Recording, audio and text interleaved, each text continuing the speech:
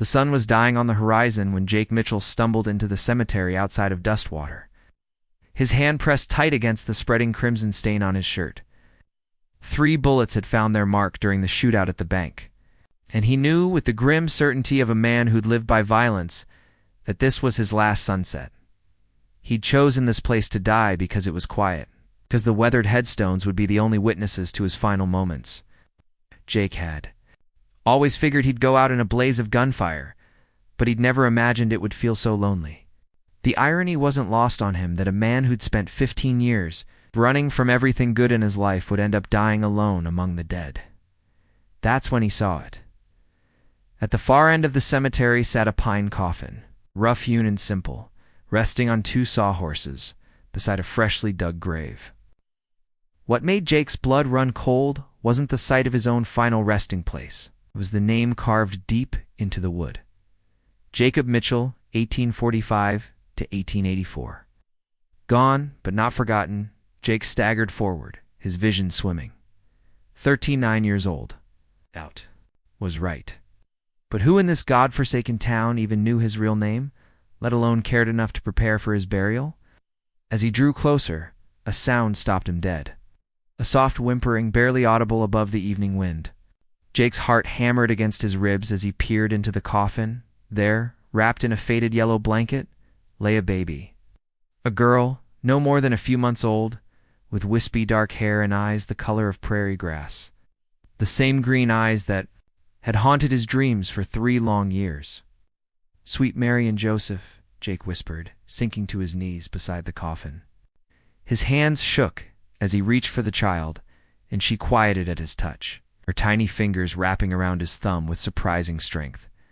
Tucked beneath the baby was an envelope, his name written in familiar script across the front.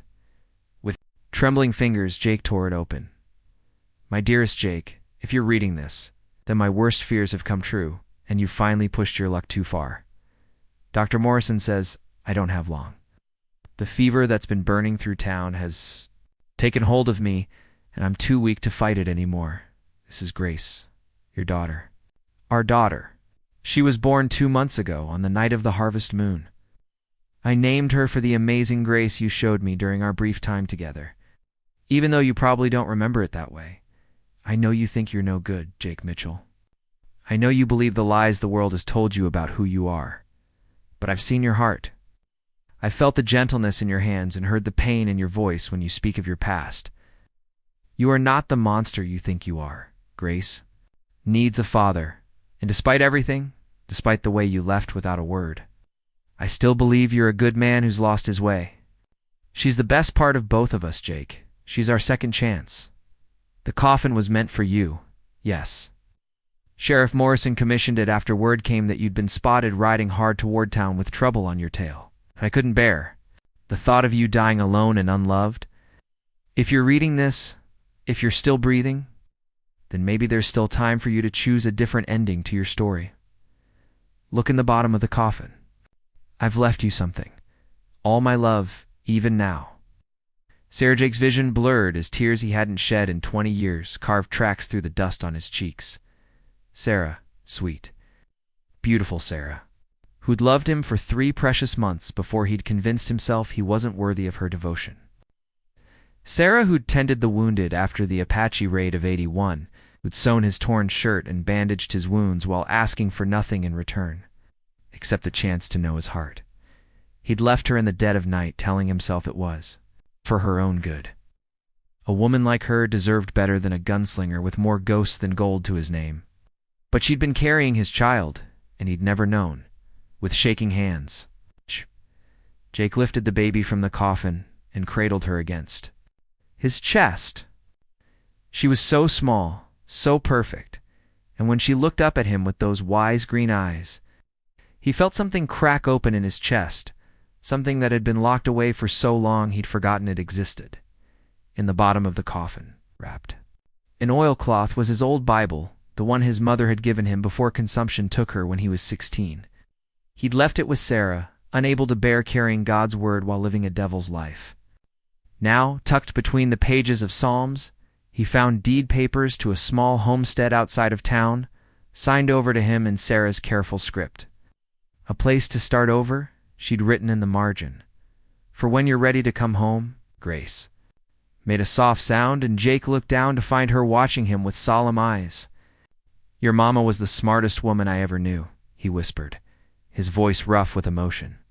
She saw something in me I never could see in myself. The baby's tiny hand found his face, her fingers tracing the scar that ran from his left temple to his jaw, memento from a knife fight in Tucson 5 years past. Instead of recoiling, she seemed fascinated by the raised line, and Jake felt his heart break and mend all at once. I don't know how to be a father, little one, he murmured. I've spent so many years running from everything good that I'm not sure I remember how to stay put, but I can learn. For you, I can learn. The sound of hoofbeats made Jake's head snap. Up. Through the gathering dusk, he could see riders approaching 3 men, their faces hard and their intentions clear. The Morrison gang, no doubt, come to finish what they'd started at the bank. Jake had killed their youngest brother in the shootout, and blood called for blood in their family. Jake looked down at Grace, then at the fresh grave beside the coffin. An idea formed in his mind, desperate, but maybe just crazy enough to work, moving quickly despite his wounds. Jake laid the baby gently in the bottom of the grave, then climbed in beside her, pulling the coffin lid partially over the opening. To anyone looking from above, it would appear he'd crawled into his own grave to die. The baby, bless her heart, remained quiet, as if she understood the gravity of their situation. The riders drew closer, their voices carrying on the evening air. What if Co's cold here? One of them said. He's got to be close. I spread out, came another voice, older, meaner. Tom Morrison's killer ain't leaving this town breathing. Jake held Grace close, feeling her tiny heart beat against his chest as boots stomped through the cemetery above them. The irony wasn't lost on him that he was hiding in his own grave, but if it kept his daughter safe, he'd lie here until kingdom. Come, boss, look at this, a younger voice called out. A fresh coffin, name carved right into it. Jacob Mitchell. That's our man. Well, I'll be damned, the older voice chuckled. Looks like somebody beat us to it. Under. Heavy footsteps approached their hiding place, and Jake held his breath. Through the gap in the coffin lid, he could see a grizzled face peering down into the grave. The man's eyes met his, and for a heart-stopping moment, Jake was certain they'd been discovered. But the baby chose that moment to make a soft cooing sound. And the outlaw's expression changed from suspicion to confusion. What in tarnation? The man muttered, pushing the coffin lid aside. Jake tensed, ready to fight even with his life ebbing away, but the outlaw's gun hand remained steady at his side. I'll be, the man said softly. If that ain't the prettiest little angel I ever did see. He looked at Jake with something that might have been respect. That your child, Mitchell? Jake nodded, unable to speak. The outlaw studied them both for a long moment, then called over his shoulder. Boys, mount up. Shh. Mitchell's already paid his dues. But boss, I said, mount up. The older man's voice brooked no argument. Sport in killing a man who's already dying, and I won't have the blood of an innocent child on my hands. We ride for Mexico. Night. As the hoofbeats faded into the distance, Jake let out a shuddering breath. Grace looked up at him with those knowing eyes, and he could swear she smiled. Your first miracle, little angel, he whispered. But I don't think it'll be your last. With tremendous effort, Jake climbed out of the grave, Grace still cradled in his arms. The bleeding had slowed, and though he was weak, he was no longer certain he was dying. Maybe it was the power of having something worth living for. Or maybe Sarah's prayers were still watching over him from wherever she'd gone.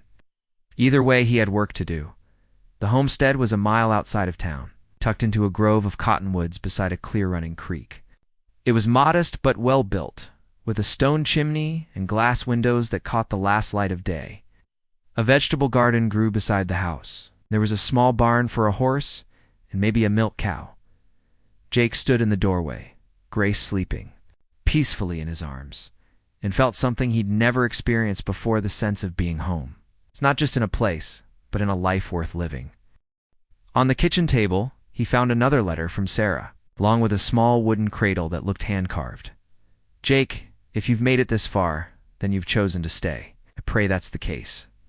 Grace will need someone to teach her about courage and honor about the difference between being strong and being hard. You may not believe it, but you're the only man I've ever known who understands that difference. I've left instructions with Dr. Morrison about Grace's care. Mrs. Henderson at the Mercantile has agreed to help with whatever you need. The people of this town remember how you stood with them during the Apache troubles. They're good folks, Jake. Give them a chance, and they'll give you one too. Live, my love. Live for Grace, live for yourself, and maybe, if there's grace enough in this world, live a little for the memory of what we had together. Forever yours. Sirajik sank into the rocking chair beside the window and held his daughter close. Outside, the first stars were appearing in the darkening sky, and somewhere in the distance, a coyote called to its mate. Your mama was wrong about one thing, Grace, he said softly. She said this was our second chance. But I think it's our first real chance at the life we were meant to have. The baby stirred in his arms, and Jake began to rock slowly, humming a half-remembered lullaby his own mother had sung to him long ago. Tomorrow would bring challenges he couldn't even imagine learning to care for a child. Building a life from nothing, earning the trust of a community that knew him only as a gunslinger. But tonight, holding his daughter in the house that love had built, Jake Mitchell finally understood what Sarah had seen in him all along. He wasn't the sum of his mistakes or the prisoner of his past. He was a man with a choice, and for the first time in his life, he was choosing hope over fear, love over loneliness, redemption over ruin. Grace opened her eyes and looked up at him, and in that moment, Jake knew with absolute certainty that he would spend the rest of his life proving worthy of the trust he saw there. He would teach her to ride and to read, to be brave but not reckless, to love deeply but wisely. He would tell her stories of her mother's kindness and show her the grave where Sarah rested. So she would know she came from love. The bullets in his chest ached, but they no longer felt fatal. Men had survived worse, with less reason to live. Jake Mitchell had found his reason in the most unlikely place, lying in his own coffin, wrapped in forgiveness and grace, as the moon rose over the peaceful homestead. Father and daughter rocked together in the growing darkness, and Jake began to plan their tomorrow. There would be chickens to raise and crops to plant, birthday celebrations and bedtime stories, scraped knees to bandage and dreams to nurture. For the first time in 15 years, Jake Mitchell was exactly where he belonged. The gunslinger was dead. The father was just beginning to live, and in the gentle rhythm of the rocking chair, in the soft breathing of the child in his arms, in the whisper of wind through the cottonwoods, Jake could almost hear Sarah's voice, carried on the prairie. Breeze, welcome home, my love. Welcome home. Outside, the stars wheeled overhead in their ancient dance. The endless western sky embraced them, all the living and the dead, the lost and the found, the broken and the healed. In the morning, Jake would visit Sarah's grave with flowers. From her own garden, he would introduce Grace to her mother and make promises he intended to keep. But tonight, he simply held his daughter and marveled at the mysterious grace that had brought them together. Love had found a way, as it always did. Love had written his real name in the stars, carved it deeper than any coffin lid, deeper than any grave. Jacob Mitchell, beloved father, redeemed man, is home at last.